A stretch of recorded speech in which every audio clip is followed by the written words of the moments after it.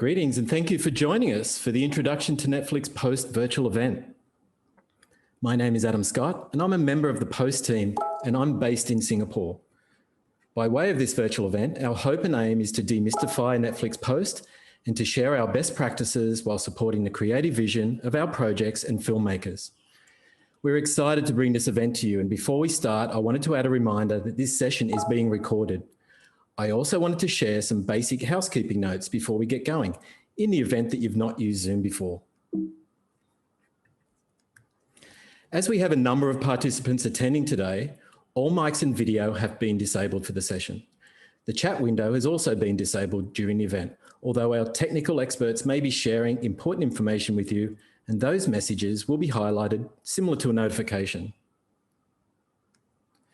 We do want to hear from you though, and I would invite you to submit questions to the team through the Q&A box as seen here. These questions will be sent to our experts working behind the scenes, and they will answer them by either responding to you privately or sharing your question with me so I can ask the panel live. As we are an international group, please ask in English if possible.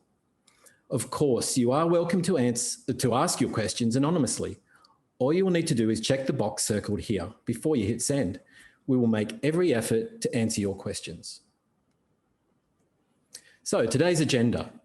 First, we're going to have an introduction to Netflix Post, followed by production workflows, the sound process, and last but not least, asset management.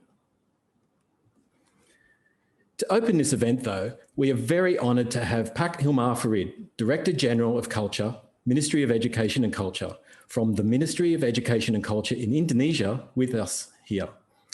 The Ministry of Education and Culture is a key champion of the Indonesian film and content industry, and I would like to invite him now to make some welcome remarks.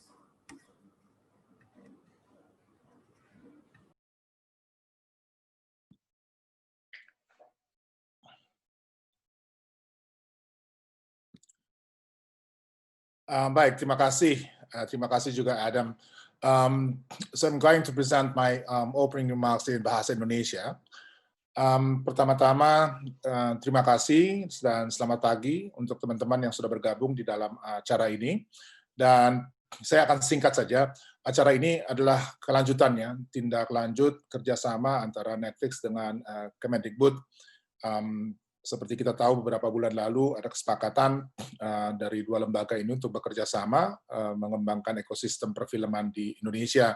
Dan kali ini kita akan bicara tentang post-production dan secara spesifik post-production untuk platform digital gitu. Jadi kita akan mendengar, menyimak bagaimana Netflix mengelola mungkin standar dan beberapa hal yang terkait dengan post-production itu kita akan diperkenalkan kepadanya. Saya tahu ada sebagian dari kita, teman-teman yang sudah punya pengalaman itu juga, jadi di samping menyimak apa yang dilakukan oleh Netflix, mungkin juga ini tempat yang baik untuk tukar pikiran dan tukar pengalaman. Jadi sama-sama kita berusaha mencari jalan untuk bisa mengembangkan ekosistem yang solid dan juga relevan dengan kondisi kita di Indonesia. Dan hal lain, kita tentu berharap seri webinar seperti ini di masa mendatang bisa diperbaiki, ya. Jadi masukan juga sangat diharapkan, baik tentang materi, pola penyajian, dan juga manfaat ya yang dirasakan dari acara ini. Saya kira itu yang bisa disampaikan. Jadi selamat berwebinar untuk teman-teman dan terima kasih sekali lagi atas kehadirannya.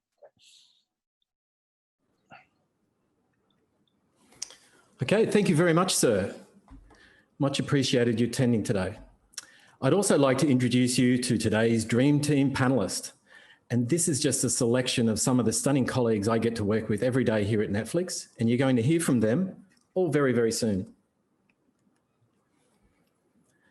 The main goal of the Netflix Post team is to foster the best environment possible to create amazing shows. We focus on quality by advocating for best practices, high production standards, and new technologies, because we strongly believe that production quality will result in more creativity. Post-production at Netflix is represented by 5 different groups. Firstly, post management acts as the Netflix liaison with editorial and filmmakers, making sure that each title follows Netflix standards of delivery while staying on budget and on time. They get involved from development and stay on through launch. The team will consult on hiring external post teams and individuals like post supervisors, coordinators, editors, mixers, colorists, and any post-production facility. The post management team is the primary point of contact during the production process, and you will hear more from Hui soon. The asset management team handles all of our audio-visual assets for streaming and archival. In addition, they manage and support the QC process in order to ensure the quality of all audio-visual assets. Kuma will talk more about this shortly. Our dubbing team adapts the show to specific countries based on where we think it will have the biggest impact on viewing. This team oversees translation of the script, adapting to the language and culture of the target territory, re-recording all dialogue into new language and creating final alternate language mixes. There are 33 languages across 173 studios that we dub our content into, but not every title is dubbed everywhere. We typically prioritize the selection of our dubs based on the expected impact of viewing in those markets or with a certain demographic. The majority of our kids and family content, for example, is dubbed because most young children can't read subtitles. Dubbing is crucial to a show finding an international audience on our service. The creative technologies and infrastructure team focuses on supporting the creative community through the technical challenges of production, by way of advocating for best practices and high production standards, evolving the tools and the craft of production to leverage new creative, operational, and technical opportunities. Their goal is to ensure that Netflix originals achieve the highest quality and the greatest longevity. You'll hear more from Haruka and Ozzy later about our production and creative technology support. Post-partnerships and integration team seeks to be the bridge between the external post-production partners and the internal needs of the Netflix post-production group. They work across the post industry, collaborating with software and hardware manufacturers, standards organizations, and the creative community to educate, align, and foster innovation. They administer the Netflix Post Partner Program and the Post Technology Alliance. If I could highlight three main points for you all today, this would be them. Firstly, ensuring original content on our service appears and sounds exactly as the creators intended. We truly have a global audience, and we use technology to support great storytelling. Now I would like to hand over to my colleague, Hui.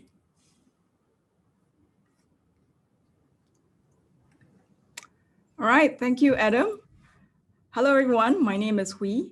I'm a post-production manager based in Singapore, and I oversee post-production for Netflix original films and series produced in Southeast Asia. Now, before I talk about what the post team does, I would first like to talk a little bit about our content on Netflix. At Netflix, we believe great stories are universal. They can come from anywhere and be loved everywhere. Our goal is to produce exciting original content of all genres, to provide diverse stories and great options that will appeal to an audience with different interests and moods. So basically, there'll be something for everyone. Of course, we don't just produce original content. We also partner with content providers to license the rights to stream other local films and series on our service for a limited time. As you can see on this slide, these are just some of the many Indonesian films that are currently streaming on Netflix. Our Netflix original shows are launched all over the world at the same time with no advertisements. We connect creators with global audiences. Their stories are no longer just enjoyed locally or regionally, but globally. And to enable this wider reach, we create dubs and subtitles in many different languages. As Adam mentioned earlier, we have an awesome dubbing team that oversees translations of local language scripts and re-recording of the dialogue into different languages. As Adam also said, dubbing is important so that your stories can get to travel around the world, even in COVID times. Now, to ensure the successful launch of our shows in over 190 countries at the same time, there are a lot of things to consider and plan for. And that is why the Netflix Post team gets involved as early as the pre-production stage on our original productions. The Post team is the primary point of contact for all post matters, for both our internal teams as well as our external partners for our original productions. We support our internal content team on resource planning, and we support the local production and post partners who work on our shows by providing technical guidance to support them in creating and delivering amazing high quality content. We also work closely with other teams, other internal teams, such as Adam's team, to support relevant, meaningful initiatives around community outreach, just like what we're doing now with this event. All right, for those who are not familiar with Bahasa Indonesia, this slide says, fix it in post. So I'm just gonna pause on this slide for a very brief moment for some of you to have a bit of a giggle or not. Fix it in post is a common phrase you will hear during production, but fixing it in post can be more expensive. So this slide says, fix it in pre. At Netflix, we believe in fixing it in pre-production. Fix it in pre means we work very closely with our production and post teams during the pre-production stage to plan out how we can make sure that their creative visions can be achieved before it's shot. When we plan ahead, the final product will be brought to the screen the best way that they can be without breaking the budget or missing deadlines. While I won't go into the specifics of our delivery specifications, I want to talk about some of the minimum requirements of our Netflix originals. We do get asked quite often, why does Netflix ask for these minimum requirements? The delivery format of our original content is Ultra HD with at least 5.1 sound mix, because we want to provide our members with great entertainment choices in high quality image and sound. You'll hear more details about high quality imaging and sound from my colleagues Haruka and Ozzy shortly. Next, fully filled music and effects mix. This is primarily for dubbing. Having the fully filled music and effects mix allows our dubbing team to coordinate getting the show dubbed into many different languages to reach the global audience. And Ozzy will also talk about music and effects in his segment. And there's also quality control, QC. Our show goes through quality control because we want to minimize technical issues that will affect the viewing experience in a negative way. Kumar will be sharing some very interesting examples of common QC issues later on. So these are some of the minimum requirements for our Netflix originals. But you may be asking, what about licensed content? As for licensed content, we accept them in their original delivery resolution. So if they were finished in 2K or HD, we will accept them in that resolution. We won't require them to be remastered and delivered to us in 4K. Ultimately, we believe in using technology to support great storytelling. We make a commitment to our members to offer a high quality presentation. And for members that pay for our Netflix premium plan, they would expect to watch our original shows in high quality image and sound. But it is also for future proofing. Since our original shows will be on our service forever, we want to ensure that the shows we produce will be around for many years to come and will still look as good even when new technology gets adopted. To quote my colleague Adam, we want to ensure that our children's children can also enjoy watching the films on Netflix too. All right, so quick summary. Netflix originals launched at once to a global audience in over 190 countries and available on many different devices. Oh, and with no advertisements. Our goal is to protect the creative intentions of the creators and maintain the high quality images and sound that are captured on set, all the way through to when you see the final product in exactly the way it is intended to look and sound. All right, that sounds like a lot of information, but don't worry. In the next hour, my colleagues will also touch on what I've just talked about and more. I'll now hand you over to Haruka, who will talk about cameras, data management, color management, and other cool stuff. Haruka? Thank you, Hui. Good morning, everyone. Very nice to meet you. My name is Haruka, Creative Technology Engineer for APAC, based in Tokyo. I want to introduce what our team does to support our upcoming Indonesian shows, as well as explaining some key production guidelines for Netflix originals from imaging side. It's been a few years we have been producing our shows internationally. In Asia, those are from Japan, Korea, India, Malaysia, Thailand, and Taiwan. While these shows are produced in each country with each country's production crews and post facilities, we have to keep it in mind that our audience is in 190 countries. As Hui said earlier, once it's available on our service, everyone in the world can watch it if it's Netflix original shows. Depending on the region or country, the quality standard or expectation is different. At some places, HD resolution is the best quality, while other countries are watching content in 4K more often. For some Netflix guidelines I'm going to share with you from now, you may wonder why we want to push for higher quality. That's because we want all the members around the world to have a wonderful viewing experience. So we try our best to hit the highest quality possible, even it may be a bit more advanced in your own country. Also, once our title is up on our service, you can watch it anytime. It may be today, but maybe 5 years later. And this is different from conventional ways of content distribution, such as broadcast or cinema, which has a limited window. As our technology evolves so fast and quickly, we need to protect image quality for the future. We want to make sure the highest quality and greatest longevity so that the content we create now looks still great in the future. Also, I'd like you to take a moment to think what makes great dramas and movies? Exciting script or amazing actors, or maybe beautiful color of scenery or astonishing sound. Yes, these are definitely some of key factors, and these are called creative intent.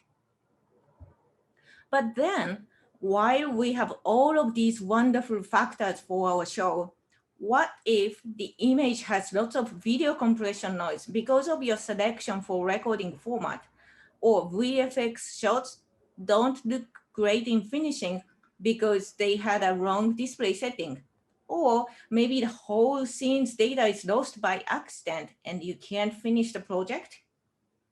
That's a nightmare, right? So even if all the effort you put for creative intent is perfect, technical specification should come along with it in order to create a great viewing experience at the end. These are technical issues we can definitely address if we prepare well in advance. So fix in pre. And as Hui said, we want to fix in pre-production to make sure everything looks great at the end.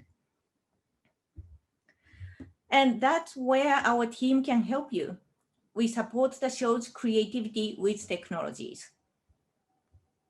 By supporting the creative community through the technical challenges of production, we want to ensure that Netflix originals achieve the highest quality and greatest longevity. In order to achieve our missions, our team works with you closely by providing technical guidance based on Netflix production specs.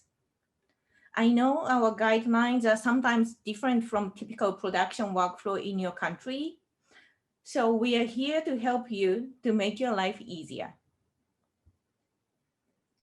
Now let's dive into our various technical specs. Here are a few key areas of production where you may encounter our specifications about resolution, camera selection, data management, color pipeline, and for HDR shows, Dolby Vision framework. Our specifications exist to preserve and protect your creative intent and provide greater flexibility and efficiency in post and VFX. In order to create a future-proof content, we prefer to finish the show in UHD 4K. One of the reasons we push for 4K is that consumer adoption of 4K capable devices, such as TV, is advancing at a rapid pace. This trend will only accelerate, and it's now easy to imagine that 4K will become the display standard and the primary viewing experience in major markets in a few years. We have some shows still produced in HD, but they will be upscaled by these 4K TVs, and the image will get softer or sometimes introduces artifacts due to the real-time scaler of the TV. In order to deliver the exact creative intent to the audience, we prefer to produce UHD 4K content. This is the rough production pipeline from capture to delivery. If the show will be delivered in UHD 4K, orange circled processes need to be minimum UHD 4K.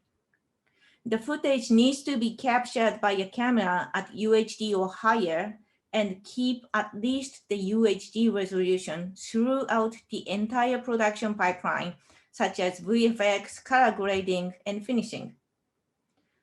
There should be no upscaling from smaller resolution to UHD. But for dailies and editorial where pixel precision is not necessary, you can of course work at lower resolution, such as HD or even smaller. So once you decide the final delivery resolution, you need to select which cameras to be used for the show. If the show is at UHD 4K and owned by Netflix, main cameras need to be selected from our approved camera list. If the show is not owned by Netflix and licensed shows, but still branded as Netflix, this rule won't apply. These cameras are manufactured by Arri, Blackmagic, Canon, Panasonic, Panavision, Red, and Sony. The link to the list is included in this slide. In my slides, if there is an underlined sentence like approved camera list at the top, that contains web link for more details. There is no underline here, but I'll make sure the link is included. So you can check the details later when we share this. Now, what makes an approved camera? The sensor should have at least UHD photosites or 8.3 million active photosites at capture. But it's not only about the resolution. We look into various areas such as recording format, dynamic range, form factor, professional I/O, color science, and so on. And currently, there are 40 cameras approved in the list. And our team will continue evaluating new firmwares and new cameras, and the list is often updated. So please always check this list before your show starts. One of the popular questions I get from production is if you can use non-approved cameras for some special shots like drone, high-speed, hidden cameras. The answer is yes. We typically ask to keep the percentage of those shots to be used within 10% of the runtime per episode. But we definitely understand that there are some special shots you can't achieve with any cameras in the approved camera list. And this 10% allotment may change depending on the content type. Like documentary with lots of archival footages might need higher than 10%. So please consult with your Netflix contact if you have any concerns around this. We want to make sure that we are keeping the high quality. So about camera guide, if you go to the approved camera list link, you will find camera guides for each approved camera. The document includes recommended settings and best practices, and we update them in collaboration with camera manufacturers. While this resource might not be made for post houses in this room, it allows them to work with DPs and directors and other production people. Okay, now we are going to touch on the importance of a robust data management strategy, because nobody wants to worry about losing all that beautiful footage and sound you've put so much effort into capturing. As a best practice, we recommend 3-2-1 backup rule. This means hold 3 copies of all source files for extra safety, store on 2 different types of media, such as hard drives, LTO, cloud storage, so that we can avoid potential technical failure of one particular lot or media type. Also, at least 1 copy should be offsite for disaster recovery. Secondly, the verification of your media asset is important by using checksum verification. You can ensure the integrity of all copies made from the original camera media. You can do so by using software like Shotput Pro and Silverstack. Finally, before recycling your camera card, visual check of all footages is highly recommended against camera report and script notes, which will add an extra layer of confidence. Another area of guidelines is about color management. The word color management can mean anything. Some people think, oh, it's monitor calibration, or maybe using the same target display, or maybe totally something else. So what is color management for Netflix? For us, color management means we have a predictable and repeatable way to view images and convert between different color spaces in order to protect creative intent throughout the production and post process. Also, if you do a proper color management for the show, we can ensure that our picture archival masters are of high quality and future-proof. So let's say you initially finish your show in SDR, but in a color managed pipeline. Later on, if you want to remaster it in HDR, this color managed workflow gives you flexibility, yet easier path for regrading and finishing in HDR without much effort. If we can establish the repeatable and predictable way to view images, the color of on-set monitor next to the director or the images in editorial will give a good idea how it looks in post-house. Or the look of VFX shots working in VFX house will match the look in the grading room.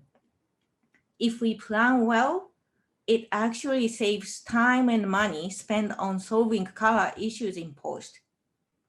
So now how we can establish such a workflow? In post, such as grading, VFX, and compositing, you need to set the working color space to be in a scene referred color space, such as camera color space or ACES.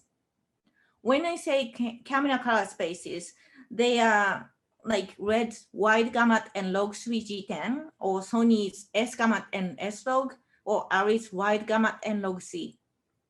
Scene referred images in the left-right red square have much wider color space than what monitor can display and have full dynamic range and color gamut. So you have a bigger freedom for image manipulation as well. However, this image doesn't look correct to your eyes at this stage. In order to see the correct image on your reference monitor, you need to apply output transform or 3D lookup table at the end so that scene referred image is converted into the display color space oftentimes Rec 709 or P3.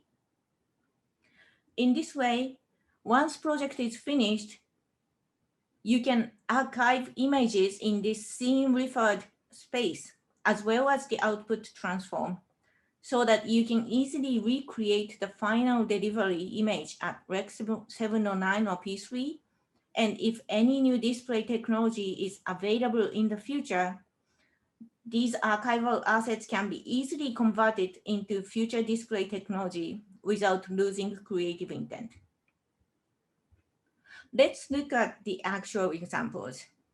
On your left, you see two images. If you work in ACES, the image in ACES linear color space will look like the top image. If you work in ARIES log-C, which is one type of camera color space, it will look like the bottom image, kind of low contrast image. After you do the grading, if you apply output transform at the very end of the process to these images to convert from wider working color space to display referred space, your monitor will display the right image, which looks correct to your eyes, while all the color grading happens in wider color space for flexibility. Now, once you finish the show, the final delivery format to Netflix for streaming is called IMF. Has anybody heard about this file format before? Well, if you haven't, don't worry. This is still a new and not so popular delivery format in Asia. IMF stands for Interoperable Master Format. IMF was developed based on DCP, Digital Cinema Package. So if you are familiar with DCP, you can easily understand what IMF is. The best part is it enables you to partially deliver the show for some fixes or changes at the last minute after the initial delivery. It's called supplemental delivery. If you are interested, you can find the details in SEMPTI standards. Also, when you work on our show for the first time, we will guide you through the whole IMF delivery process, so you feel comfortable delivering IMF to us by the time of your actual delivery. So far, I only introduced a few key specs and didn't have enough time to talk about other things like dailies, HDRs. If you are interested in more details, we have a public-facing website with all the information about our specs and guidelines. And if you have never dealt with 4K, HDR, and other new technologies, we have many open source projects and open source assets are available on our website. You can download these assets and play with them. Our hope is this will encourage more experimentation, learning, and discovery that will benefit the whole industry.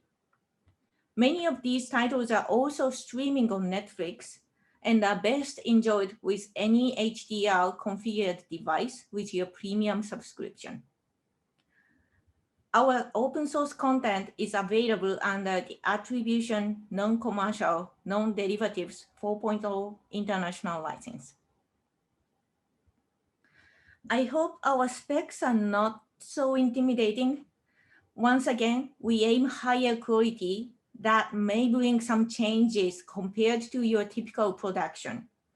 And such changes may be challenging in the beginning, but our team is here to support you, and we can always find the best possible suggestions that works for your show.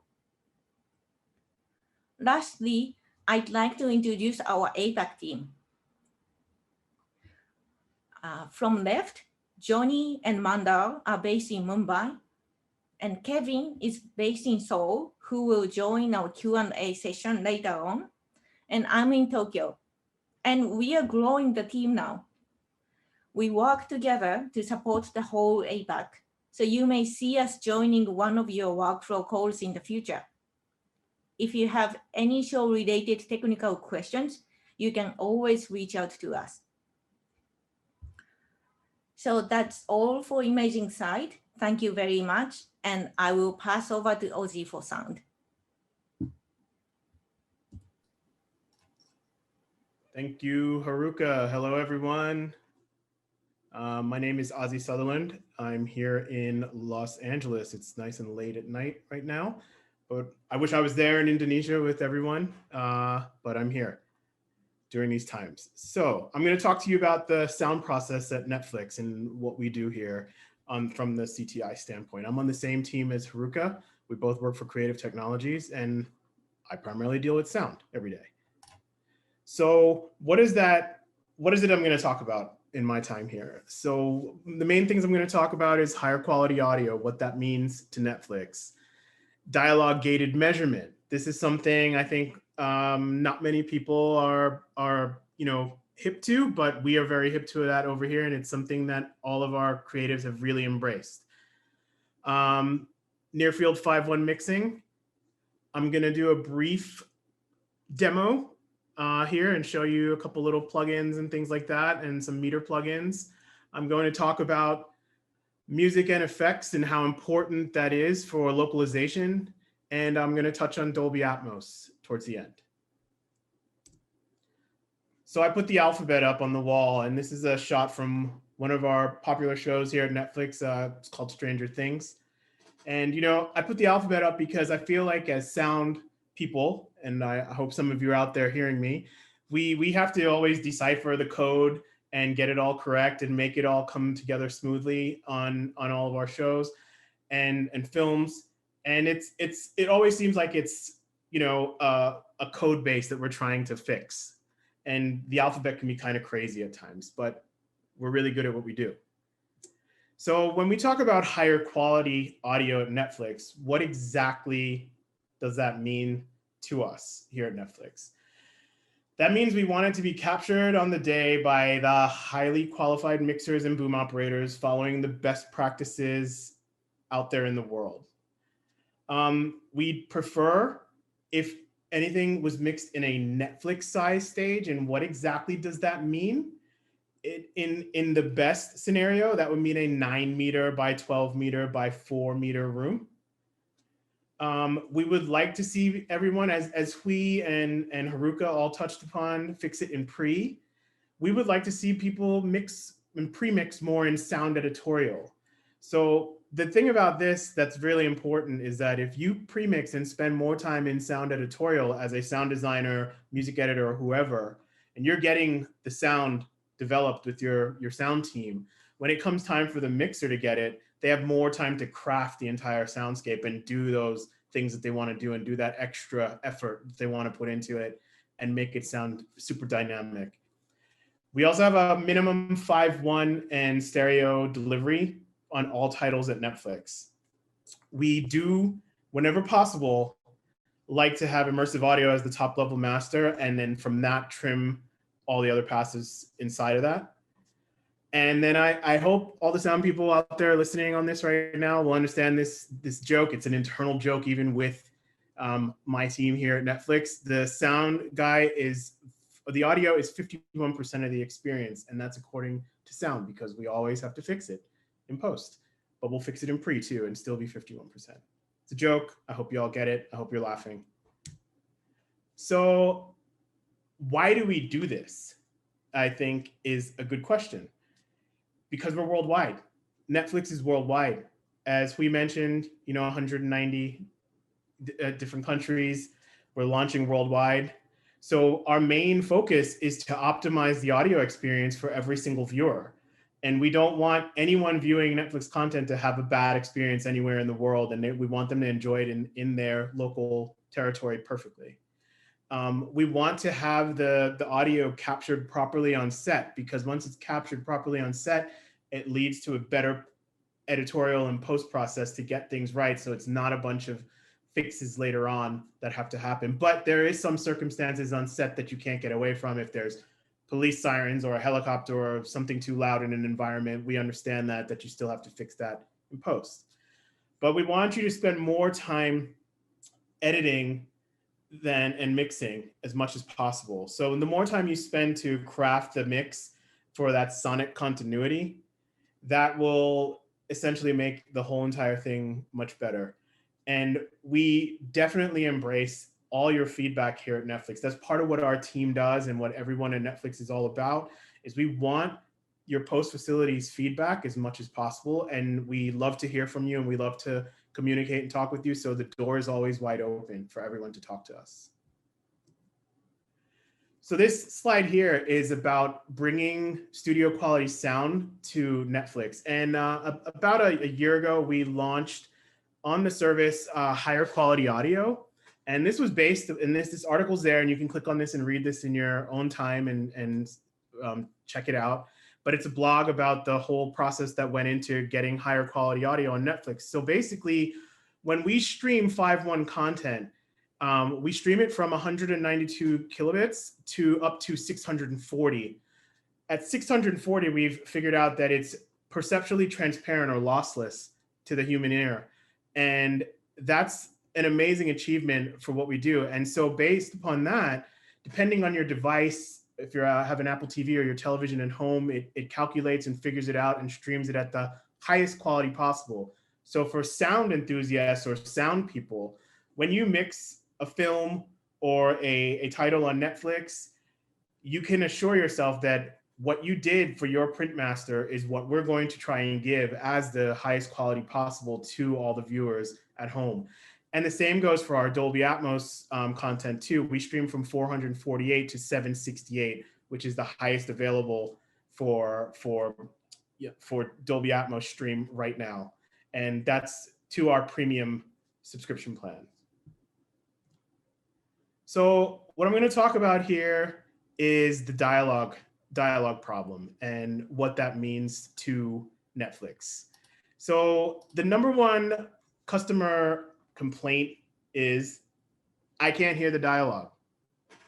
That's the number one complaint from all of our customers on anything. So a customer would normally set the level according to what they're hearing spoken to them, because the dialogue is pretty much king. If you can't hear the dialogue, you know, and they're sitting there and changing the volume to their desired setting. So what we had as the previous problem was the previous spec set the level according to the overall full mix. So if it was just a lot of loud effects, a lot of loud music, dialogue here, poking everything there, it was based upon that full mix. So the result from that equals absolutely inconsistent dialogue levels on the service.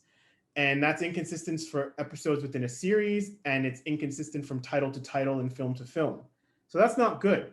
So that was the dialogue problem.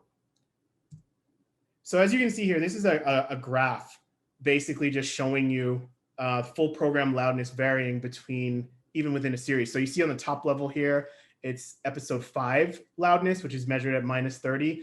And then by the time you get to episode 10, it was at -26, and it varies across the whole thing. So what is dialogue gated measurement? We get this question quite a bit, especially when we're just starting out on this.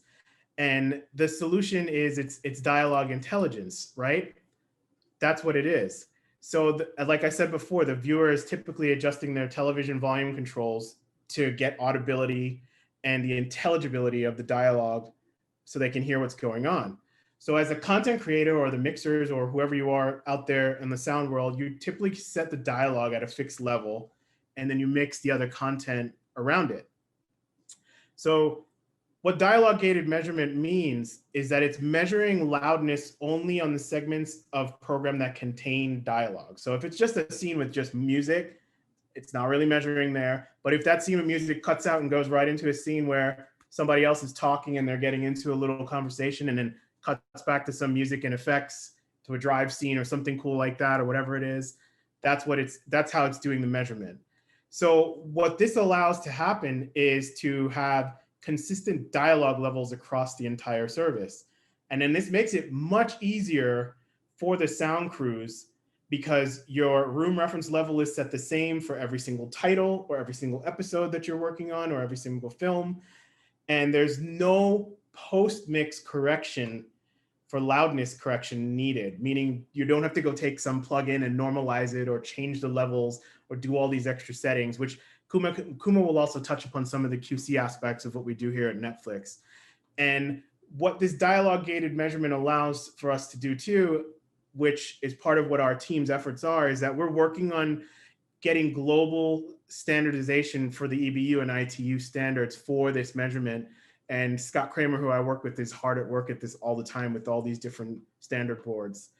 And the ultimate thing is that the actual remote control for the volume control stays on a table or a couch or away from them so that everybody can just enjoy the content and listen to it and binge it and watch the whole thing all the way through.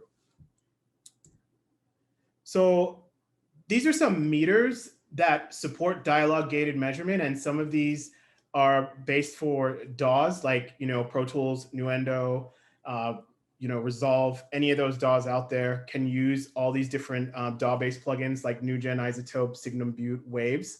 And then there's enterprise solutions for you out there that have the bigger enterprise facilities that are doing QC and everything. So Emotion Systems, EFF, and Intera Systems, Baton.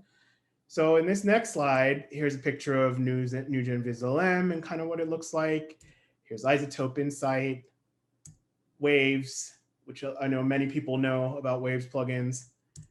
Signum Butte is another one out there. And so those are your basic meter plugins that are out there to make sure you're metering and doing dialogue gated measurement. So this next thing I want to touch on here is basically talking about mixing for broadcast and streaming. So this comes up quite a bit out here for us. And as you can see in this picture that you see behind here, that dub stage or mixing stage that you see in this picture is one of the biggest mix stages in the world. It's the Cary Grant Theater at Sony Pictures here in Los Angeles. It's massive, it's huge. It's a big Dolby Atmos film stage. While those stages are spectacular and fantastic to be on and to experience something, cinema versus TV reference level is much different. And when you mix for cinema, you're mixing at 85 dB. That's not what we want you to be doing when you're mixing for Netflix. TV reference level is 82 dB and 79 dB.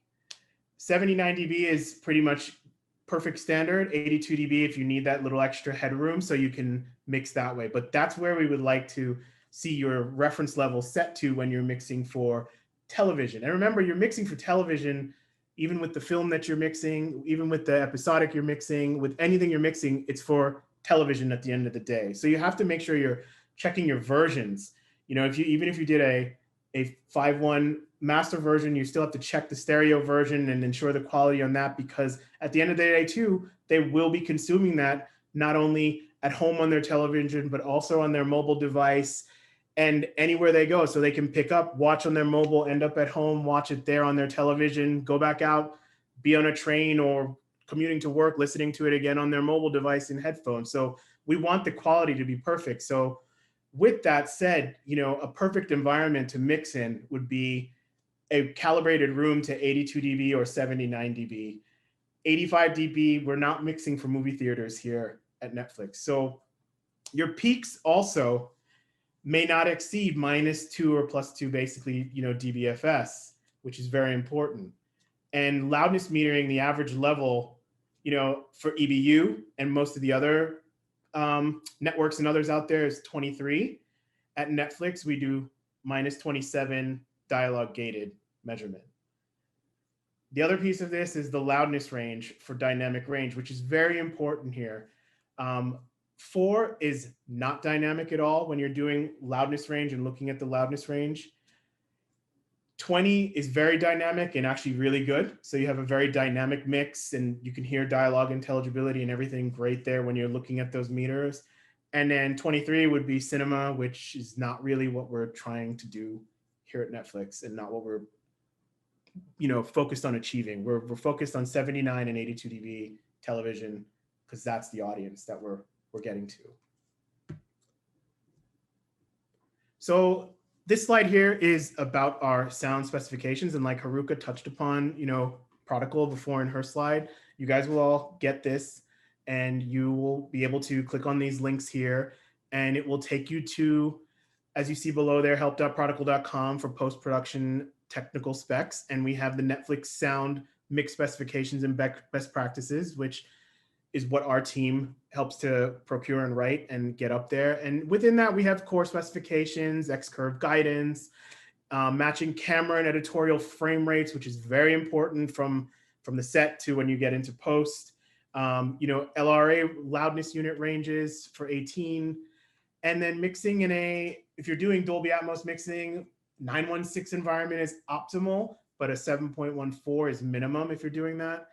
And the Netflix Home Atmos deliverable requirements version 2.0 for the future. If you get into working in Dolby Atmos, this will go through all of those specifications and everything that we look for Dolby Atmos Home Atmos mix.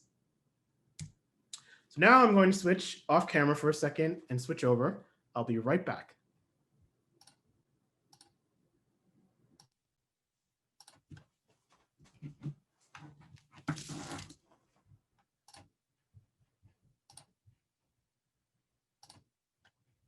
Okay, so now I'm in here.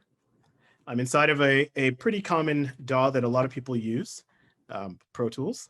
And what I have here is a session that I've been working on for our team. And it's actually a little video we've been putting together on, obviously, something interesting, high dynamic range, which Haruka touched on before. So I'll just play it for you guys here really quickly.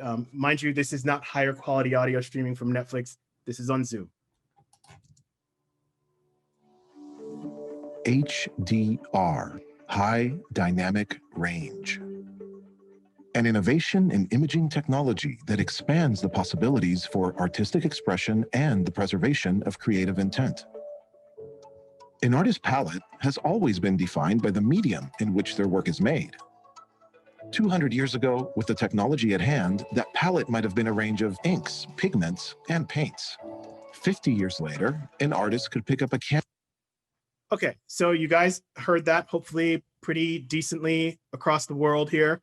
But what I wanted to touch on really quickly is that, it's just simple. It's a simple little dialogue and music set up here with the picture.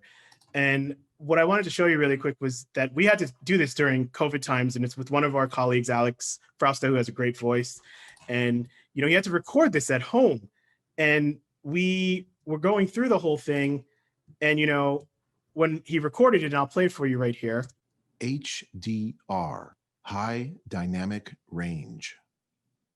An innovation in imaging technology that expands the possibilities for artistic expression and the preservation of creative intent. So Alex had to do this recording at home.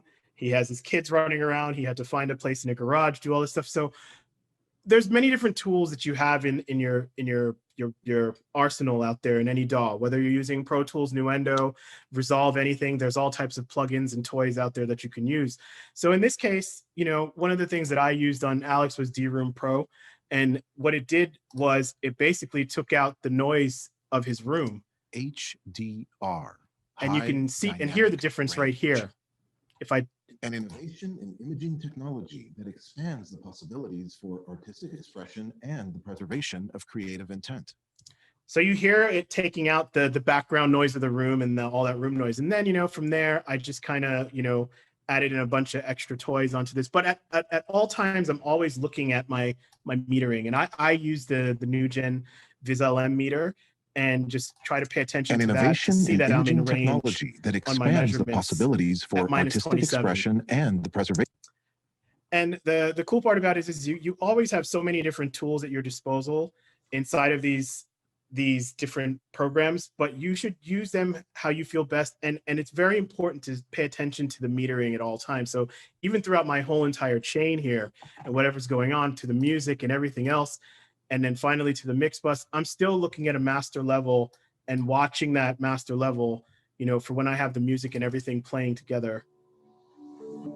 HDR, high dynamic range. An innovation in imaging technology. So you see, I'm very much in spec and right there where I need to be. And I have some room to still play and be dynamic with this mix. So I just wanted to touch on this briefly and just show you a couple different things, a couple different plugins, the normal things that you have in your arsenal out there. There's many of them out there to use, but pay attention to your metering, because that is the key.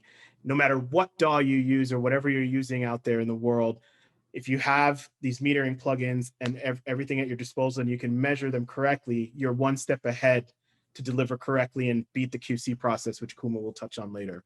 So I'm going to switch back to turn back on my video and go back to the presentation. Give me one moment.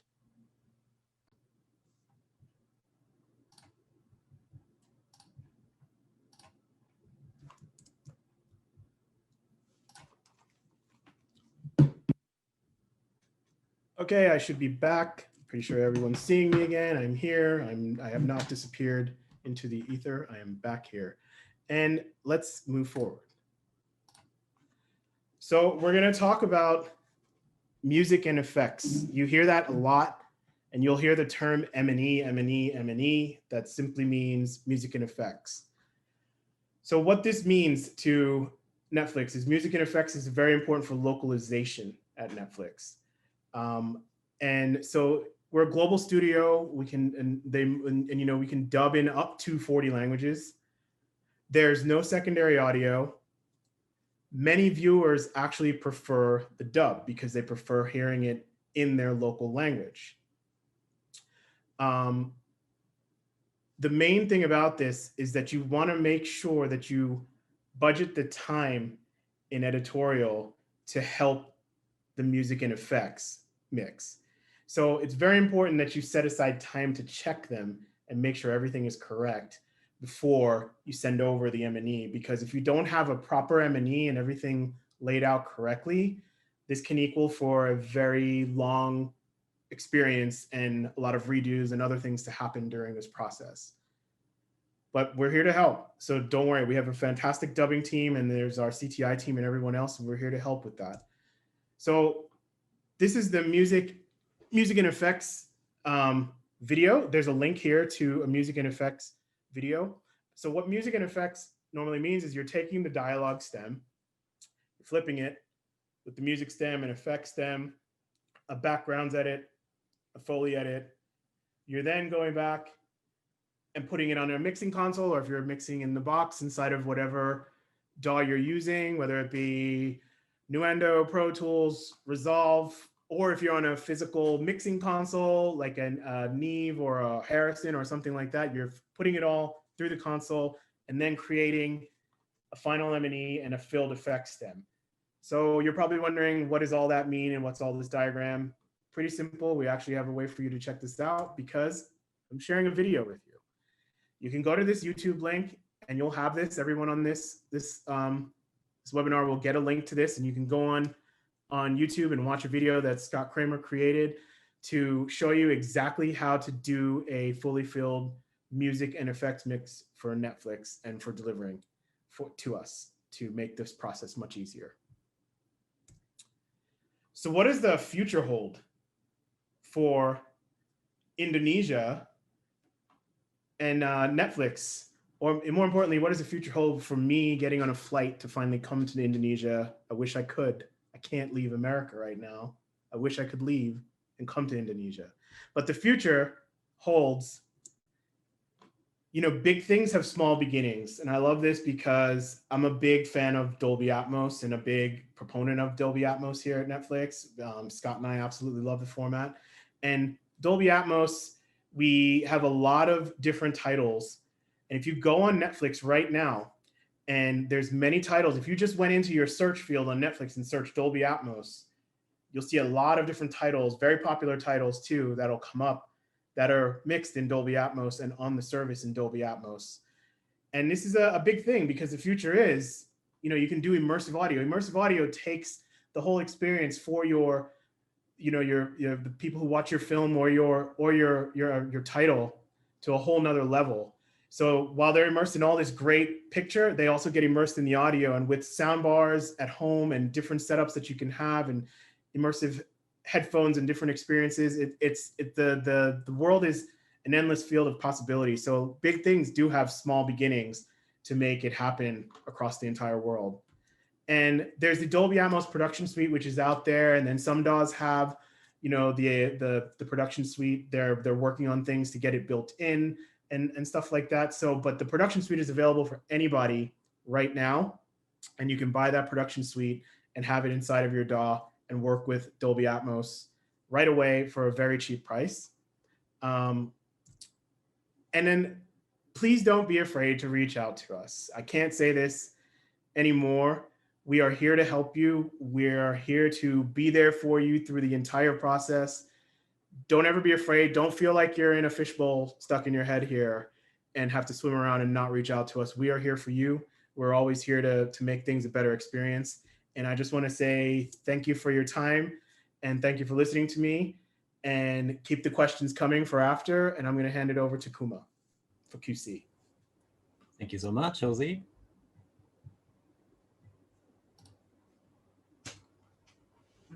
Hello, everyone.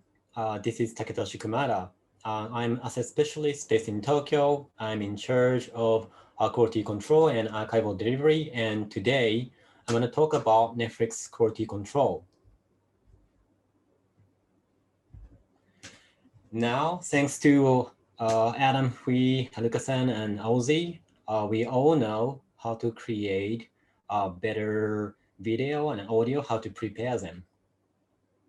Now, with the quality control, we want to make sure that all the time and effort are intact. There are three main takeaways from this slide. I'd like to explain why we quality control our shows. The quality control might sound quite scary, but I will show you why it's your best friend. And I will show the most common issue and how to prevent them. Lastly, I will explain the detail of music and effects QC.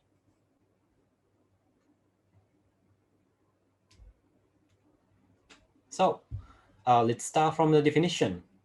We check video and audio in pixel and sample level to see if the delivered assets meet those technical specifications, such as peaking and the loudness that Ozzy explained. But there are more reasons. One, we want to secure the creative intent. Creative intent is the king. If the director wants the skies to be green, the green is the correct color, and we'd like to make sure that intent is intact. We'd like to find out in the QC conversation. Two, we'd like to maintain the highest quality for later processes, such as localization and dubbing. Lastly, we'd like to future-proof for the next technology. If new encoding profiles are introduced to make the video quality better, the error will also become very obvious. So having the assets as clean as possible is very important.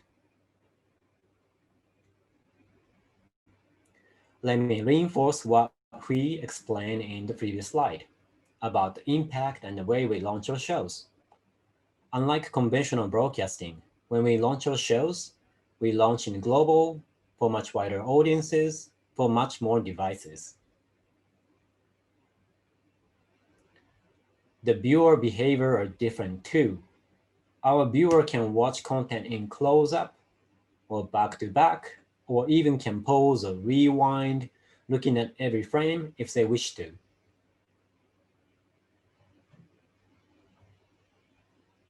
In our internal tool, we can analyze the correlation between the customer complaint against the drop rate of the audience.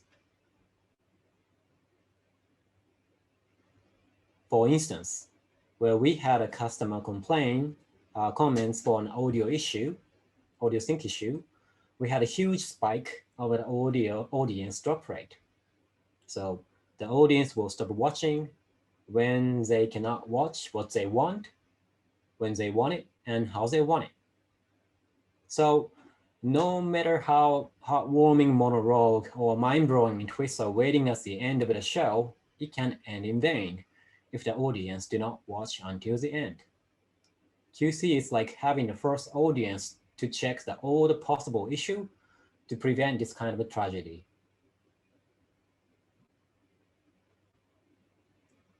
So, what kind of issue are flagged? These are the top 5 issues flagged for APEC live action in video and audio For video, I will have some visual example for you to see later. The most common video issue is a pixel error, also known as the pixel. The next one is VFX compositing mistake, like having the not visible in VFX shots. The third one is the visible production clue and equipment. Then we have a framing error. The last one is picture stutter, so unsmooth movement in the shot. For audio, the most common issue is volume level low. So when the volume level dips down between the scene, unintentionally, it'll be this. The second one is audio tick, so audio noise. The third one is a sync issue in the sound effect. Then we have extraneous sound effects. When we have unrelated, unwanted sound effects in the scene, that'll be categorized into this. The last one is missing effects. I will explain more about this when I talk about music and effects QC later. So let me show some actual example. First three, pixel error. This is sensor-driven issue, and if your camera have this issue in the sensor, you will keep having this issue unless you replace your camera, or if your camera has a calibration feature and then you use it. So when you're on a set, I will recommend a daily black shading calibration. Calibration mechanism based on the camera sensor, exposure time and temperature. So depending on the exposure and the temperature. So this will reset noise pattern, reducing pixel error, and it should be performed for changing environments or temperatures. We can also suggest pixel check. With lenses on the camera, point the camera at the lit white card, causing photo size to activate, begin recording and swap to black card, or reduce exposure on the lens until closed. Then analyze the frame for the pixels. I'd suggest to view the content in vivid mode, so you can change the setting in the TV to the vivid mode with all the noise reduction and interpolation turned off. Contrasting elements often exhibit issue, like reviewing a darker scene with camera movement, so the pixel will remain bright and fixed, so stay on the same spot in the location.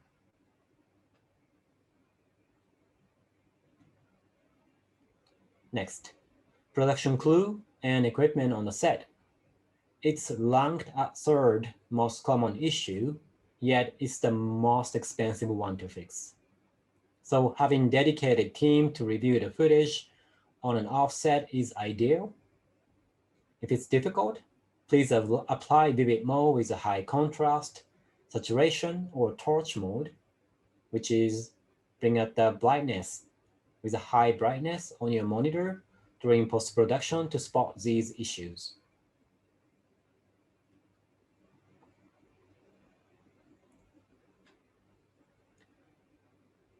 Production clue on the set is often seen on the reflective surface, such as mirror, curve, and window. As you can see in the image, we have a dolly track on the curve and extra lighting set on the top of ceiling of the curve.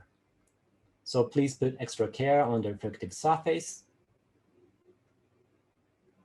Also, the most missed issues are present on the edge of the frame. For instance, on this image, you will see the finger and the map of the camera. So please put extra care on the edge during shooting and during the post-production. An important thing on the set is when you realize something in the frame, I'll say production clue or equipment, please speak up and then ask for one more take. You put time and money to build a set, for instance, and then if you ask for one more take, I think that's the cheapest option to have a cleaner plate. Next, flame error. the image can clip into the aspect ratio mat. The cause of this issue is poor repositioning in the finishing stage. So for instance, let's say you stabilize a shot, but then you forgot to scale up the shot. And then you might see the image is creeping in or not creeping into the image. Also, when you apply some script in the compositing or finishing software to have a shakiness for the battle or earthquake scene, we can introduce this error too. So when you use, say, script in the After Effects, then please put extra care on this too.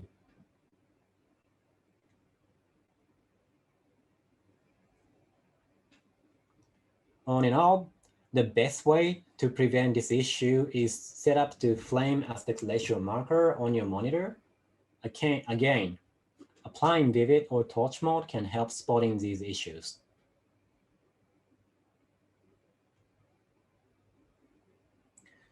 Let me talk about music and effects QC.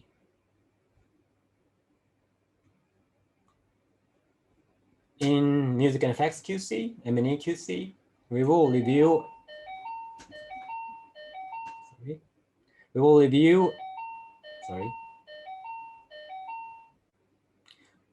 entire music and effects track itself, and also against the final mix, pre-master. There are two types of QC, but let me talk about the detail in the next slide. Here, let me talk about why we QC music and effects track. Music and effects track is the intermediate file to create dubbed audio for localization, and we used to QC these dubbed audio in the past. These dubbed audio can be for 7 languages or more, and we analyzed the results and found 90% of the error in these dubbed audio is music effects track driven. So for instance, missing sound effects or missing music, it's all M&E driven, music and effects driven. So we decided to QC music and effects track to make it as clean as possible to pass into the dubbing team. As I briefly mentioned in the previous slide, we have 2 types of QC for music and effects. Integrity check is a full linear review on the M&E track itself to find any technical issue. Another type is called comparative check. This is a full linear review comparing the pre-master elements against M&E to check consistency and mixing elements. So whatever the music or sound effects we have in the pre-master final mix, we should also have it in M&E. The level also needs to be consistent between the pre-master and the M&E, music and effects track. Let's say there's an explosion in a scene. If the loudest peak level is -3 decibel in the pre-master, the level should be consistent, the same in the M&E. If the peak is smaller or bigger in the M&E, the intention for the scene will be negatively changed. This is my last slide. I'd like to conclude my part by recapping our QC approach. QC process is a conversation since creator intention is the highest priority. We'd like to think this process is conversation between our post team and your team. We are like doctor, but not police. We do not instruct your team how the content should look like or how it sounds like. Just like annual health check, we will present possible issue, and we'd like to talk what's important and what's impactful for the audience. Lastly, we use AI to find what machine is good at finding, such as the pixel. However, we also know that human is very good at understanding the context. For example, if you see Blue Mic and if the title is reality show, maybe it's fine to have a production crew on the set. So we'd like to increase the overall quality of the QC by a mixture of the strengths of both. Thank you very much for listening to me. If you have any question regarding the QC process, please ask in the QA session or reach out to us. Thank you. Awesome. Thanks so much, Kuma. That was great, and I hope you can answer the door now. I'd just like to invite all the other Dream Team panelists to come back on camera because we'll kick off the Q&A session. And just letting everyone know, we are sharing these slides with you after the event. So don't panic if you didn't get all the information. We will share them out for you in an email to all the attendees. So thank you for that. And also thank you for the questions that have been coming in. Please keep them coming. If we don't get to answer them, we'll do our best to answer those separately, but please keep them coming in the meantime. Okay, so let's kick off the fun times of Q&A. So firstly, I might ask Hui a question. So Hui, would you be able to just explain the difference between a Netflix original and licensed content? Sure. Netflix original is any show that is commissioned, produced by Netflix. And this means that the show or film has not been made to appear on any other network or platform other than Netflix. It is content where Netflix has exclusive international streaming rights, or it could be content that we co-produce with another network. Licensed content, on the other hand, are shows that are not produced or owned by Netflix. It is content where we negotiate licensing deals with networks, filmmakers, or TV shows for the rights to stream the content on our platform. I hope that sort of helps answer the question. Great, thanks, Hui. Okay, so we've got a great one here, and obviously it's a sound question for Ozzy. Everyone enjoyed your presentation very much. So Ozzy, 5.1 surround mix, should that be in Dolby AC3 format or a WAV file format or something else? Please explain. Look at that, sound getting a question right away. I like that. So within our guidelines and our deliverables that you all will get, we take it in WAV file format. So a 24-bit 48K WAV file is how we want all of our stems and everything delivered to Netflix into our entire system. So WAV file is the way to go, and we do not do it any other way. That's the way we do it. That's the way we get it delivered. Awesome. And just while I've got you, Ozzy, just a quick one. Does Netflix do the sound final mix in our facility, or what do we do before the film or series is released? No, we are all about, creative freedom and letting the content creators do their thing. And we do not actually have any in-house mixing facilities at Netflix. The only in-house mixing we actually do at Netflix is for our trailers. And we have a team here in Los Angeles and a bunch of guys here in Los Angeles that actually do that, who I know very well. And so it's all up to you in the studio to make it happen. And while we do have facilities worldwide, all over the world, where we have great QC rooms and great sound rooms to listen to content and for our creatives to come into and experience the content, that's what we have for anybody to come experience it and have a great representation of what you, the creatives, have done, so that our creatives or anyone else who want to take a listen to it or check it out or hear it or for marketing purposes or anything else can listen to it and say, it's amazing, great, let's do this. It's going to be amazing. So we do not do any mixing or final mixing inside of any of our facilities. It's all up to you. Awesome. Thanks, Ozzy. Okay, let's jump down and have a question here for Haruka, and we might also invite Kevin Kang. He might want to answer this with Haruka, and you'll all get to see Kevin as well. So the question is specifically around Dolby Vision and HDR color grading. So it's quite new, specifically for Southeast Asia and Indonesia in respect to what we're talking about here. So do you know, and I might be able to help you with this if you don't, do you know where is the nearest grading facility that someone could, answer the need for delivering to Netflix in HDR? Well, so first of all, HDR is not a hard requirement from our side. So it depends on the show. But if your show needs to be finished in HDR, there are already a couple of facilities in Southeast Asia, one in Singapore, one in Malaysia, one in Thailand, and the number is growing. And there is a list of certified facilities for Dolby Vision Home on Dolby website. So if you want to learn more, it's great to visit their website. And also we can work with you guys, the post facilities in Indonesia, which is currently only capable for SDR, to help establish the HDR capable grading room. Kevin, maybe you want to add some more about your experience? Yes, thanks, Haruka. We have done providing support for HDR to colorists or vendors who are very new to HDR. And I have visited one of the DI vendor in Malaysia with Hui before, and we provided tips and tricks how to finish in HDR.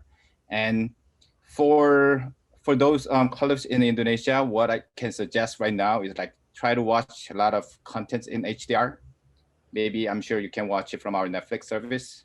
And if you have a proper HDR capable TVs or Dolby Vision capable TVs, that will be very helpful to get you to move on to HDR grading. And if you want to deep dive into more technical questions, maybe Adam or we can arrange a separate time so I can deep dive into very technical questions. That'd be great. And thanks for that suggestion, Kevin. And just so everyone knows, Kevin does actually know what he's talking about with HDR and color, as being a former colorist working on this year's Oscar-winning film, Parasite. So he's very knowledgeable, and we're lucky to have him as part of our team and one of our stunning colleagues. Thanks, Kevin. Hui, you're getting a lot of questions here. Everyone's excited, and this is a follow-on from that last topic. So Hui, does the content delivered to Netflix have to be in HDR, or do we accept SDR? Great question. Yep. No, HDR is not a requirement. Also following up on what I think Haruka and Kevin had mentioned, it is not a requirement. SDR would be our minimum requirement. The decision to do HDR really is a creative one, and it's usually a discussion between the filmmakers, the DOP and the producers of the show together with us. It also really depends on, I think, the content of the content itself. Does it, how will HDR, sort of vastly improve on the viewing experience, because it does add, doing HDR does add a little bit to, the time, and a little bit of, trial and error if you've never done HDR before. So to answer the question, no, it's not a requirement. And like Kevin, something I want to sort of add on to what Kevin was mentioned about, HDR. To be able to watch HDR, consumers will have to have the HDR capable monitors, and also they will need to have the members will need to have a Netflix premium plan to be able to watch HDR. But yeah. Kevin or Haruka, is there anything else you want to add on to that about HDR being a requirement? Yeah, it's pretty straightforward. Yeah, and I don't want to force anybody to finish in HDR, but once you experience it, I don't think you can ever go back to the SDR version once you experienced it. Also, as I mentioned in my slides, if you have an established car managed workflow, even you start working in SDR, you can also try to see how HDR looks like, and it's not a difficult process. So we are here to help you if you want to learn more HDR shows. We produce many of them even in Asia, so reach out to us. Great, thank you guys for that. Okay, Aussie sound, we love it, don't we? We love sound. 51%. We're talking about production now. So how do you usually mic up talent? So is it using like a boom mic or a lav? especially on like wide shots. So, you know, the sound guy, you don't want him in frame because otherwise Kuma would have to do a whole bunch of work. So yeah, maybe talk talk us through that. Work on that. Yeah. I mean, that really depends on the shot and how you're going to work that out with your DOP and everything else there. So you definitely want the boom as much as possible. You want the boom mic there, and that's what you're capturing for that moment.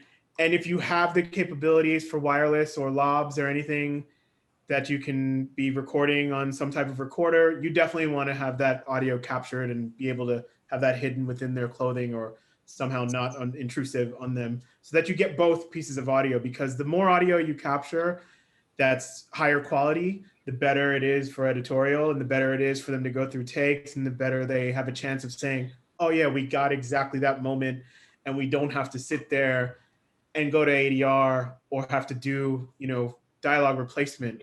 Because let's just be kind of honest, a lot of actors are not very good at doing ADR after, because they're in the moment, they're doing their scene, and then to put them inside of a studio and lock them in a box and say, go and recreate what you did, it's really hard for some of them sometimes. There's some actors who are amazing at it, and there's some actors who are not great to do this, and it makes the life of the sound editorial much harder to fix it in post and not in pre, which is what we really want to make happen around here. Is we want to fix it in pre. So the more you can get on them, more boom mics and more lobs on them to capture and get a decent sound, and then editorial goes to town and gets the right takes for the creatives, the better. Great, thanks, Ozzy. And yeah, that should have been my fourth key takeaway, was fix it in pre, but we covered that one nicely. Okay, so Kuma, great question here about QC. So would you be able to share a little bit more about the QC process for a Netflix original production? Is there any particular internal tech platform that's mandatory?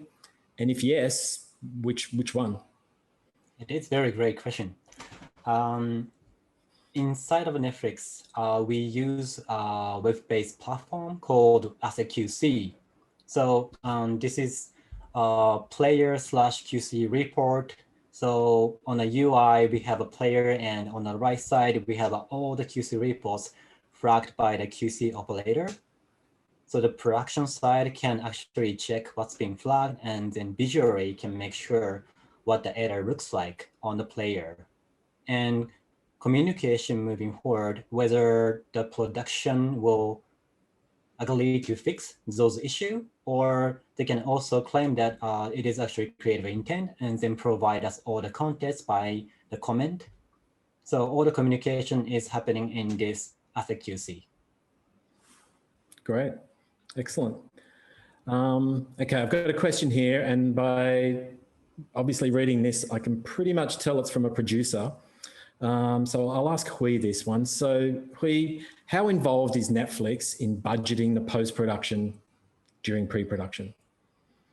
Right. We will work with the producers, the line producers, or the post supervisor, depending on who will be, whether or not the person is going to be involved in that budgeting stage for post. We would usually sort of go through the delivery list requirements for the show. So if it's a film, it'll be a particular set of requirements. If it's a series, it'll be a slightly different set of the requirements. It really is, first step is really just sort of going through that list and explaining what those items are on that list. And then explaining it, and then sort of discuss with them, who their preferred production or post finishing vendor would be, and who their sound finishing vendor would be, and sort of kind of get a sense of who they usually like to work with, how long can they do that, or in terms of schedule, what are their schedules. So I think the biggest thing it would really be, the first thing is really going through that delivery list requirements first. There'll be a whole bunch of other stuff as well that comes in, where we can kind of help talk to the producers and the post team, once they're sort of decided upon and hired, to go through processes. But yeah, first up, I would say it's the delivery list requirements. Okay, and just a follow-up question. How does Netflix accommodate the localization, like subtitling, dubbing? Is that something that is a Netflix thing, or are the producers expected to provide this? Localization for the dubs and subtitles. That one, Netflix it'll be handled by Netflix, because we have the awesome dubbing team that will work closely with the production partners to kind of get the once we have the content, the locked picture lock, that is the content, they will then take that and then they will sort of start doing a little bit of research, to do their casting. And they do a whole bunch of other very interesting stuff, actually, to kind of get the right voice. And they also sort of do the translations of the scripts. So where we will need, the production partners' help would be to maybe provide like a document that sort of, list out some of like the nuances, local slangs or local customs that are particular to the show, so that when we do the translation for the dubs and the subtitles, it will be relevant, and it's not going to be like a a translation, or it's not going to be like a a literal translation kind of thing, which might not be correct. But yeah, so that's so we do have a team. You don't have to sort of worry about that. Just need to provide us with that context. Great. I think we heard a sigh of relief from producers that they don't have to worry about it, which is great. Thanks, Hui. Okay, so Haruka and potentially Kevin again. Question for you guys. How do we manage color space? So specifically in VFX, from grading to VFX, back and forward, exporting it again to back into the grading system. Literally, your color managed workflow. So maybe explain a little bit about that with reference to VFX. Okay, so first of all, depending on which camera as a primary camera you use, post facility and VFX house needs to discuss what will be the primary working color space. As I said in my slide, it can be either camera color space or ACES color space. If it's VFX heavy, usually we recommend ACES workflow, because CG software and other composing software are very friendly with ACES color spaces in linear light, which will be 16-bit OpenEXR as a VFX pool, as well as post-house working file format. But I know ACES isn't that popular yet in Asia, and there may be people who has never experienced it, which is perfectly fine. You can choose camera color space. In this case, usually the majority of your camera footage are coming from probably one manufacturer. So let's say if it's red, we recommend to use red, white, gamma, and log 3G10 as a working color space. And then it can be 16-bit DPX, or it can be 16-bit OpenEXR, but not in ACES color space. It will be a camera color space in linear. So it really depends on the show and people involved in the workflow. Kevin, did I miss anything, or you want to add something else? No, I think you covered most of it. One thing that I want to add is there are pros and cons of using ACES or camera native color space.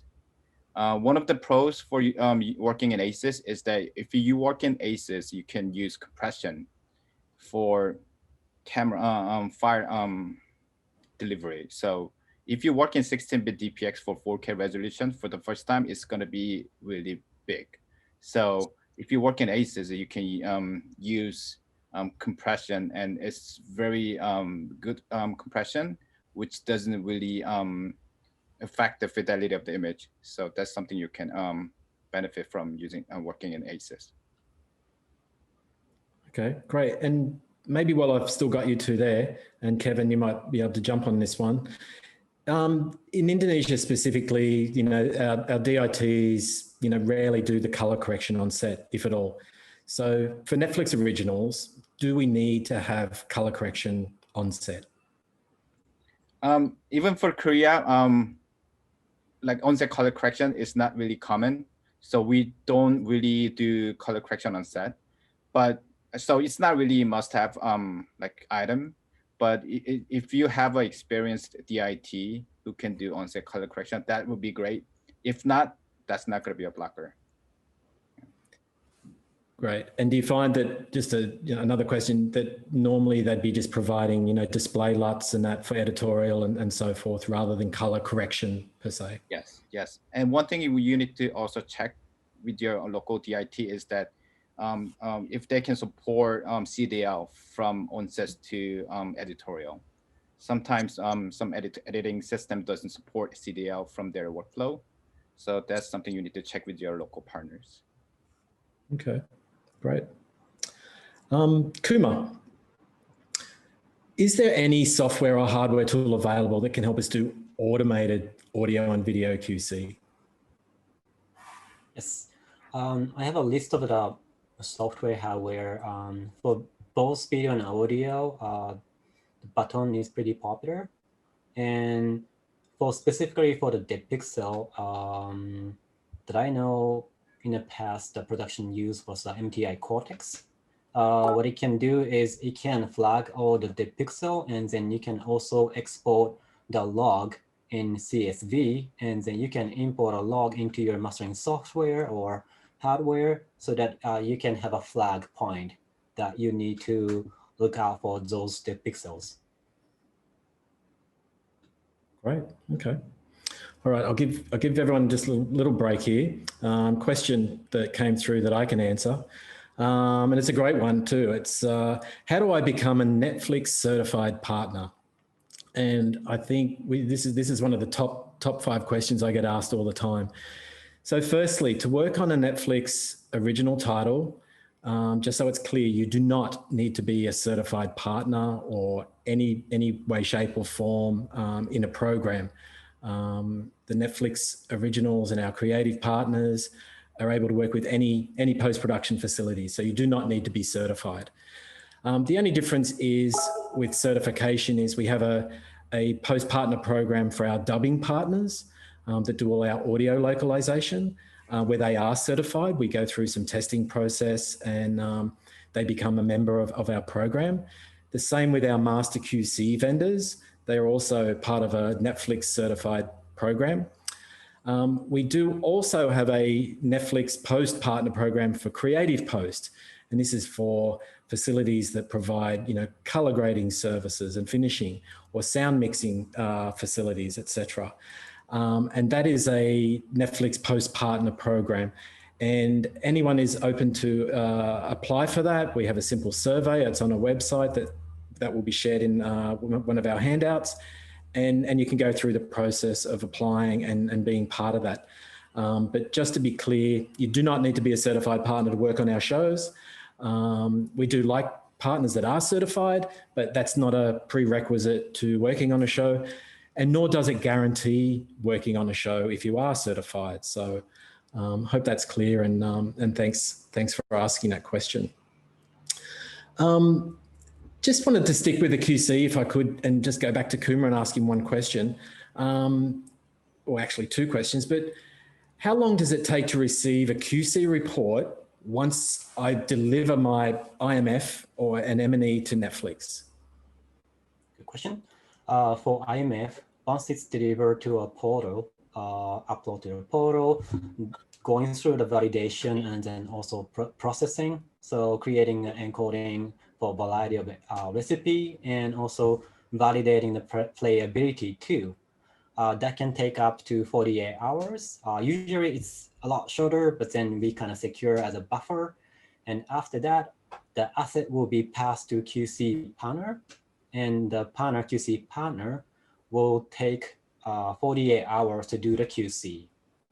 Then the QC report by the asset QC will be passed to verifier. different QC partner to verify the QC report to see if every flagged error is actually there, the time code is correct, and description is concise. So in conclusion, for IMF, it can take up to 5 days. And for M&E, it doesn't need to go through this validation, encoding, so it can go up to 3 days. Okay, and then how would we budget for the QC process? And we might need Hui to answer this as well, but how should we budget for QC process at Netflix? I can take that. So, like Kuma was saying, the IMF QC process is managed by our team. Kuma's team. So you won't need to budget for that, but we would recommend that you do an internal QC at your vendor before submitting that final asset, which is the IMF.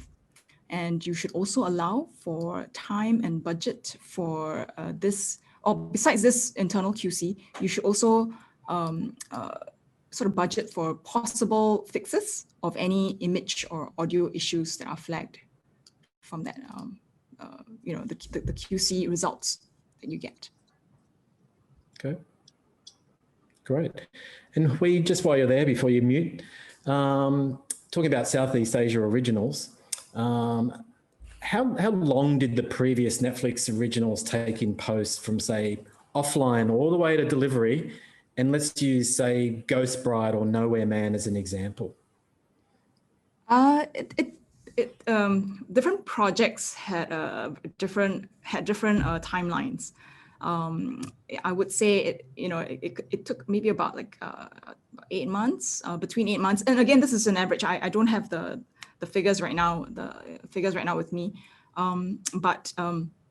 again, different projects, depending on the complexity of the script and the number of episodes for those series, the timelines will vary a little bit. And because there are series, it took a little bit longer compared to, say, films, because it's the duration shorter and it's just that one final asset. To answer the second part of the question, I'm sorry, Adam, the question was how long did it take for post? Yeah, from offline to delivery. Yeah, so that was the question, the answer to that. Sorry, I was distracted by another statement. Yeah, was there another question to that? No, that's fine for that. Thanks so much, Hui. Okay, Ozzy. I know we all love sound, and I've said it before, and I'll say it again. So 5.1 audio mixing. You touched on room sizes before. So is there a specific, and we're talking about 5.1 now, so is there a specific room size we should meet? Will a small room do, as it's only near field mixing? Oh, that's it's a loaded question, but I will answer that. So since it is for near field mixing, I mean, just like I kind of described in the room sizes there on the meter size for the average for like Atmos, it's not much different than that. You still want a decent sized room to mix 5.1 because you're still pushing quite a bit of SPL at 82 dB or 79 dB in that room. So we do say, like a large living room, what that equals to in size and in country and how much you can build, that really depends. But you do want to stick to maybe around that same size, even for a near field mix, because when you think about it, if you were doing even just building an Atmos room that size, at the end of the day, you're still going to check for 5.1 in that same size room. You could still check for stereo in that same size room and hear all the different formats. So I think it really depends upon your space. It depends upon what you're able to accommodate in your facility and the room you have. And then, at the other part of that is too, everything is, up to you as the designer of the studio and whoever you're working with, what speaker selection you have, what DAWs you're using, whatever consoles you're using, that's really up to you. What we really care about, if the room is as big as this room or a little bigger, and you are able to make a dynamic 5.1 mix and deliver that perfectly to Netflix, fantastic. But, it's really up to you as a facility how you want to go about building that space, because at the end of the day, you're the one who has to service the client. So it's not about what we're saying for you, it's you having to keep a director and sound editorial and other people comfortable in that room with you. So I don't think you want the room to be as small as this right now on top of me while I'm mixing, you know what I mean? So it's really up to you to make your creatives comfortable inside of that space and to make it sound great. Great, thanks, Ozzy. I knew exactly how you'd answer that. Okay, Haruka and Kevin, slash Kevin, what does a VFX studio need to do to prepare when the show is going to finish in HDR Dolby Vision? Like, what steps would they need to do in advance? For HDR shows, I guess the biggest concern for them would be how they can preview their VFX shots in HDR. So, best is probably get the reference monitor post-house, the exact same model post-house use, but I know it's very expensive and not many VFX houses are can afford it. And in our previous shows, what we typically see is they get a decent OLED TV, which is capable at 4K and HDR10. So they can, they put a video I/O card onto their VFX workstations. And when they hit preview on your computer screen, that outputs to the TV, and TV shows P3 PQ, which is our standard for HDR finishing. Other than that, while individual VFX artists are working on their shots, a typical software they are using is Nuke. And in Nuke, you can, for example, change exposure just to check how it looks like. So even your monitor, computer monitor is SDR only, you can change the exposure to see if your shot will look great for highlight as well as shadow. And so the combination of working between SDR and HDR, but preferably final preview in VFX house should be done on HDR capable display so that you are confident what you are sending back to post house will be in a good quality. Kevin, do you want to add anything? Maybe I can share what I experienced with our very first Korean HDR show, which was Kingdom Season 2. And this is the exact same question that I was asked from our Korean VFX partner. And in a nutshell, they didn't have any HDR reference monitor for their artists. What they only had was LG OLED Dolby Vision capable TV. So all their artists were working using their SDR monitor, and at the very end phase, they were using LG HDR TV to confirm with the creatives like directors and DPs. So I think for HDR contents, you don't really need to have like HDR reference monitor for your all VFX artists. And as far as I know, that's exactly the same for many bigger studios in Hollywood or US. Great, thank you. Okay, as most people know, or if they don't know, they will know now after I say it, Netflix has now got a lot of mobile-only plans for our members. So Ozzy, this is a good question about mobile-only. Is binaural sound something that Netflix would implement as an additional sound option to promote more people using headphones? We are actively looking into binaural. End quote. It is an area of massive exploration for many teams within Netflix to see what would be the best experience for the users. There's so many different technologies in this area, and I think we're gonna do our due diligence and our best effort to figure out what's gonna work the best for our viewers around the world to give them the best experience and make it the easiest way to deliver it to everyone because I mean, there's so many different options. There's a Samsung phone, there's an iPhone, there's whatever phone brand there is, and how they perform and do things is different. So, we have a lot of due diligence to do, but this is something that we are looking at for the future.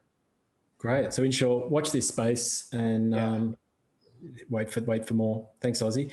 Just while I've got you there, Ozzy. So if we are, mixing a show, can I mix both for theatrical and Netflix delivery?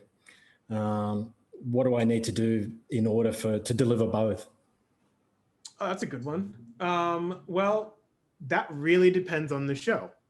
At the end of the day, if that show is going to get some form of theatrical presentation, yes, you will have to do a theatrical pass for it. And you will have to do theatrical deliverables for it if it was going to be done for a theatrical presentation of it. But primarily, you're really mixing for the television and for a Netflix delivery on television. So while you could probably do both at the same time, you'd have to get very creative inside of your templates or mixing session and everything. But you also would have to be able to check for something at 85 dB and something at 82 or 79 dB and be creative in the way you monitor and listen to all these things. I mean, even in the world out here in Los Angeles, they won't try to do them all at once and crash it all down at once. They will take a listen to the proper final theatrical, and then they will take a listen to that final, deliverable for like a Netflix home deliverable and make sure that it's correct and sounds the right way and what they want it to be for their presentation for everyone. So while it is creatively and technically possible to do something like that, I probably wouldn't recommend it. I would say to make sure you check each version correctly before you deliver it. Okay, and maybe just bringing Kevin into this same similar thread of conversation, would a cinema standard process in color and sound be enough to meet Netflix requirements? I think for both cinema and Netflix have different target display requirements. So you need to, for cinema, you will work in a P3 color space. But for our Netflix requirement, you need to work in either RX709 if it's SDR and PQ P3 D65 for HDR. So you need to create different deliverables for different types of delivery. That's why it is very important to work in color managed workflow. If you use color managed workflow, you can easily swap output transform and create different deliverables without having to spend like extra times on it. Great. Okay, so Kumar, fun one here. So we've delivered our title. It's running on Netflix. We've had some feedback from the audience that something needs to be fixed. So we have to redo the QC. So is this a normal thing? Have you ever had to do this? That's something that's already streaming on the platform that you've got to go back and look at. Oh, great question. The short answer is yes. So the exact internal tool that I showed you in the presentation deck, that will capture all the customer complaint coming from the world. And if there's any spike, that will kick off the QC, redo QC on our system as a QC. And depending on the context, whether we will fix or not. For the past show, there's a missing dialogue, possible missing dialogue, but it was written in the script. So it's supposed not to be heard. So that is fine. So we didn't fix it. But for other part, like VFX shot for very important title, and we will always consult post-management team to get extra context about the schedule and also budget. And if we came to mutual agreement, then yes, we did fix it. Great. So Hui, question for you. Is there any requirement for the kind of files or process for the offline cut previews or reviews? Yes, great question. I'll just sort of add on to something else before I answer this specific question on the file specs. And that is, at Netflix, I think for our original productions, there's often a notes process during the editorial stage, where it could be, depending on the agreement, the discussion with our teams and the production teams, it's typically between 2 to 3 rounds of notes, of offline notes before you do the picture law. Of course, this is just an estimate. It really depends also on the discussion and agreement, per show. So how they prepare these cuts and how do they sort of share that with us is through a platform called Pix, and we only use Pix. This platform that for our cuts review. Because it provides I'm not sure whether if you guys have heard about Pix before. You can sort of Google it, but it provides a secure access to our files that we upload into this platform, and it's how we're able to sort of share our cuts between our partners, between ourselves, our creators, as well as our showrunner, the filmmaker, and the producers. It's quite easy to use. The file format, I suppose, that this platform accepts is a H.264 MOV file, and it is accessible on the web. It's quite easy. It's accessible on the web, on mobile devices. They have apps for that, or even on TV, Apple TV, that is. And our partners don't need to budget for Pix, to share the cuts with Netflix, because it's all basically an internal process. We'll connect, and usually we'll arrange, when the time comes, we'll arrange and sort of onboard the teams on how to create accounts for them and teach them how to use it. Okay. Thank you. And we're nearly at time, but just while I've got you there, Hui, just to finish this thread off with offline, do you normally just only deal with the post supervisor during, say, a series or something in offline? Do you deal with the editors directly, or do you try and just make sure everything's orchestrated through the post supervisor? Typically, we work with the post supervisor. Again, it's to avoid overwhelming anyone or to avoid any miscommunications. Just like the post team would be the primary contact for all post matters. My direct, contact typically would be the post supervisor. This is again typical, and sometimes it could also be the post coordinator involved. So there could be at least 2, but usually we keep it to a smaller team, again, just to avoid any miscommunication.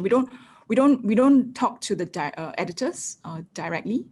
We do sometimes connect with the assistant editors if there is but rarely it's usually the post supervisor. Great.